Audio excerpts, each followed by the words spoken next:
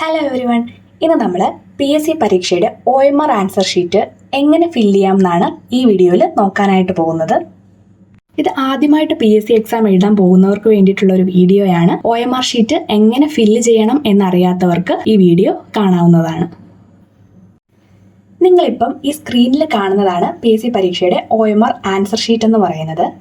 ഇതിൽ നിങ്ങൾ നോക്കിക്കഴിഞ്ഞാൽ മനസ്സിലാകും, പാർട്ട് എയും ഉണ്ട്, പാർട്ട് ബിയും ഉണ്ട്. പാർട്ട് എ എന്ന് പറയുന്നത് നമ്മുടെ ഡീറ്റെയിൽസ് ഫില്ല് ചെയ്യാനായിട്ടുള്ള സ്ഥലവും, പാർട്ട് ബി എന്ന് പറയുന്നത് നമ്മുടെ ചോദ്യങ്ങൾക്കുള്ള ഉത്തരങ്ങൾ ഫില്ല് ചെയ്യാനായിട്ടുള്ള സ്ഥലവുമാണ്. ഇനി ഇത് എങ്ങനെയാണ് ഫില്ല് ചെയ്യുന്നു എന്നുള്ളത് നമുക്ക് നോക്കാം.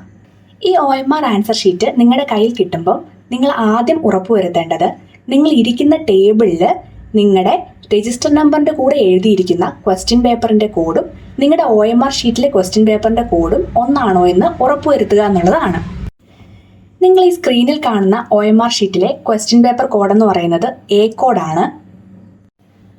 പാർട്ട് എയിൽ ഈ ഏറ്റവും മുകളിലായിട്ട് കാണുന്ന ഈ ഭാഗം നിങ്ങളൊന്നും ചെയ്യേണ്ടതായിട്ടില്ല. നിങ്ങളുടെ ഹോളിൽ നിൽക്കുന്ന ഇൻവിജിലേറ്ററിന് സൈൻ ചെയ്യാനുള്ള ഭാഗമാണ് ഈ മുകളിൽ കാണുന്നത്.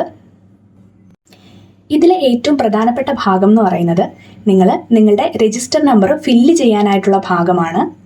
രജിസ്റ്റർ നമ്പർ ഫില്ല് ചെയ്യാനായിട്ട് ഇവിടെ നിങ്ങൾക്ക് 7 കോളങ്ങൾ കൊടുത്തിരിക്കുന്നതായിട്ട് കാണാം. ആദ്യത്തെ കോളത്തിൽ നിങ്ങളുടെ രജിസ്റ്റർ നമ്പറിന് തൊട്ട് മുമ്പിലുള്ള ആൽഫബറ്റ് ആണ് ഫില്ല് ചെയ്യേണ്ടത്. ഇപ്പം A ആണെങ്കിൽ A, B ആണെങ്കിൽ B, Z ആണെങ്കിൽ Z, അങ്ങനെ ഏത് ആൽഫബറ്റ് ആണോ നിങ്ങളുടെ രജിസ്റ്റർ നമ്പറിന്റെ തൊട്ട് മുമ്പിൽ കൊടുത്തിരിക്കുന്നത് അതാണ് ഇവിടെ ഫില്ല് ചെയ്യേണ്ടത്. ഉദാഹരണമായിട്ട് ഇപ്പം എൻ്റെ രജിസ്റ്റർ നമ്പർ Z123456 എന്നാണെങ്കിൽ ആദ്യത്തെ കോളത്തിൽ Z, പിന്നീട് വരുന്നത് 1, പിന്നെ 2, 3, 4, 5, 6 അങ്ങനെ വേണം ഫില്ല് ചെയ്യാനായിട്ട്. അതുപോലെ തന്നെ വളരെ ശ്രദ്ധിച്ച് ചെയ്യേണ്ട ഒരു കാര്യമാണ് ബബ്ലിംഗ് എന്ന് പറയുന്നത്. 1 നേരെ തൊട്ട് താഴെ 0, 1, 2 അങ്ങനെ തുടങ്ങി 9 വരെ നമ്പേഴ്സ് നിങ്ങൾക്ക് കാണാനായിട്ട് സാധിക്കും ആ ഒരു റൗണ്ടിനുള്ളിൽ. അതിൽ നിങ്ങളുടെ രജിസ്റ്റർ നമ്പറിൻ്റെ ആദ്യത്തെ അക്കം 1 ആണെങ്കിൽ ആ 1-ൽ ബബിൾ ചെയ്യുക. അടുത്തത് നിങ്ങളുടെ അക്കം 2 ആണെങ്കിൽ 2-ൽ ബബിൾ ചെയ്യുക, 3 ആണെങ്കിൽ 3-ൽ ബബിൾ ചെയ്യുക, 4 ആണെങ്കിൽ 4, 5 ആണെങ്കിൽ 5, 6 ആണെങ്കിൽ 6 അങ്ങനെ വളരെ കൃത്യമായിട്ട് ബബിൾ ചെയ്ത് പോവുക. OMR ഷീറ്റിൻ്റെ ഏറ്റവും പ്രധാനപ്പെട്ട ഭാഗമാണ് ഈ രജിസ്റ്റർ നമ്പർ ഫില്ല് ചെയ്യുന്ന ഭാഗം. ഒരു കാരണവശാലും നിങ്ങളത് തെറ്റിക്കാനായിട്ട് പാടുള്ളതല്ല. വളരെ സമയമെടുത്ത് ചെയ്താൽ മതിയാകും. അടുത്തതായിട്ട് നിങ്ങളുടെ ഡേറ്റ് ഓഫ് ബർത്ത് ആണ്.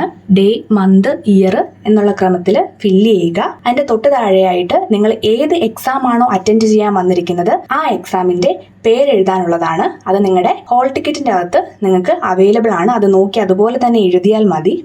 അതിൻ്റെ ഏറ്റവും താഴെയായിട്ട് കാണുന്നത് എക്സാമിനേഷൻ്റെ ഡേറ്റ് ആണ്. ഏത് ഡേറ്റിലാണോ നിങ്ങൾ എഴുതാൻ പോകുന്നത് ആ ഡേറ്റ് ആണ് താഴെ കൊടുക്കേണ്ടത്. അടുത്തത് പാർട്ട് ബി എന്ന് പറയുന്നത് നമ്മുടെ ചോദ്യങ്ങൾക്കുള്ള ഉത്തരം എഴുതാനായിട്ടുള്ള ഭാഗമാണ് പാർട്ട് ബി. 1 മുതൽ 100 വരെയുള്ള ചോദ്യങ്ങൾക്ക് നിങ്ങൾക്ക് അവിടെ ഉത്തരം രേഖപ്പെടുത്തുവാനായിട്ട് സാധിക്കും. ഉദാഹരണമായിട്ട് ഇപ്പം 1ാമത്തെ ക്വസ്റ്റ്യൻ്റെ ഉത്തരം ബി ആണെങ്കിൽ നിങ്ങൾ ആ ബി എന്ന് എഴുതിയിരിക്കുന്ന ആ ഒരു സർക്കിളിൻ്റെ ഉള്ളിൽ മാത്രം ബബിൾ ചെയ്യാനായിട്ട് ശ്രദ്ധിക്കുക. എയിലോ സിയിലോ ഡിയിലോ ഒന്നും ടച്ച് ചെയ്യാതിരിക്കാൻ നോക്കുക. ആ ബിയെ മാത്രം ഫോക്കസ് ചെയ്ത് നല്ല രീതിയിൽ കറുപ്പിച്ച് മാർക്ക് ചെയ്യാനായിട്ട് ശ്രദ്ധിക്കുക. അപ്പുറത്തോ ഇപ്പുറത്തോ ഒക്കെ തട്ടിക്കഴിഞ്ഞാൽ ചിലപ്പം ആ ഒരു ഉത്തരം നമുക്ക് അസാധുവായി പോകാനുള്ള സാധ്യതയുണ്ട്. ഇത്തരത്തിൽ നിങ്ങൾക്ക് 1 മുതൽ 100 വരെയുള്ള ഉത്തരങ്ങൾ മാർക്ക് ചെയ്യാവുന്നതാണ്. നിങ്ങൾ നിങ്ങളുടെ ചോദ്യങ്ങൾക്കെല്ലാം ഉത്തരം എഴുതി കഴിഞ്ഞ് അവസാനം നിങ്ങൾ പാർട്ട് എയും പാർട്ട് ബിയും 2ആയിട്ട് വേർപെടുത്തേണ്ടതായിട്ടുണ്ട്. വേർപെടുത്തുമ്പോഴും ശ്രദ്ധിച്ച് വേണം വേർപെടുത്താനായിട്ട്. കീറിപ്പോവാതിരിക്കാനൊക്കെ ശ്രദ്ധിക്കണം. ആ ഒരു മാർക്ക് ലൈൻ കൊടുത്തിട്ടുണ്ട്. ആ ലൈനിൽ കൂടെ തന്നെ പ്രോപ്പറായിട്ട് കൈവച്ച് വളരെ ശ്രദ്ധിച്ച് വേണം കീറി കൊടുക്കാനായിട്ട്.